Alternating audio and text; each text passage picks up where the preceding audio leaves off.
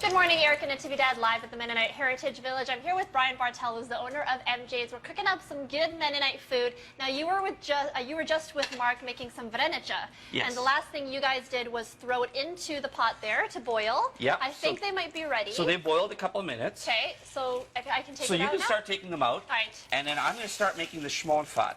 So what we have here is brown butter. And I like to add a little bit of bacon fat.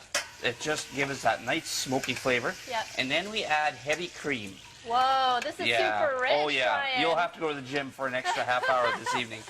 Okay. So we add heavy cream, and we're just going to reduce it. And how long does it take to reduce down to the right I would say, consistency? well, ideally you would simmer it fairly low. I got this a little bit dark, but you would simmer it fairly low for probably about 10-15 minutes. And it kind of, once it starts thickening, that's when it's ready. And just as a recap, what is vrenica if people missed that segment with you and Mark? So vrenica are basically, it's kind of a descriptor, it's pockets of dough. And the Mennonites, they would use a lot of cottage cheese, and they may also fill it with fruit, fresh fruit, as it's in season. Right. Blueberries, strawberries, things like that. Oh, wow. Yeah, so they would use it, so it would be a little bit more like a dessert. Yeah.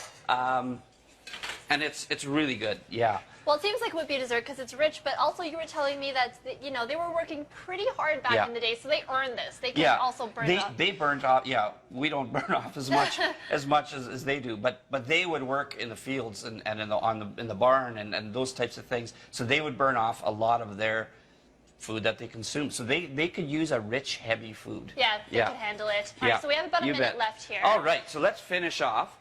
I got some gravy that's ready here. Ooh, that's the finished This product? is the finished product right here. Would you want to put about 2 or 3 on each plate? Yeah, sure. I'm going to put just a couple. We're kind of hungry. We haven't had breakfast yet. I know, so I know. I think we should do 3. Let's do 3, there we go. And then I'll put another 3 on this one here. Awesome. Okay. And then there's 2 left for Paul. There you go. Paul, producer Paul, these are yours. So then we just pour over a bit of this cream gravy.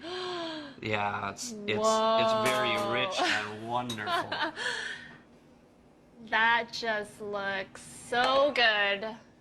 And you would say you could add fruit to it just to pretend like you're eating healthy too. You could. Some people actually on top of here will put a rhubarb sauce. Yeah. I like eating them just like this. All right, so let's try? dig in. Let's dig in. I'm going to send it back to the studio. Remember, if you want to try this good food, come on down to MJ's during Pioneer Days. You bet.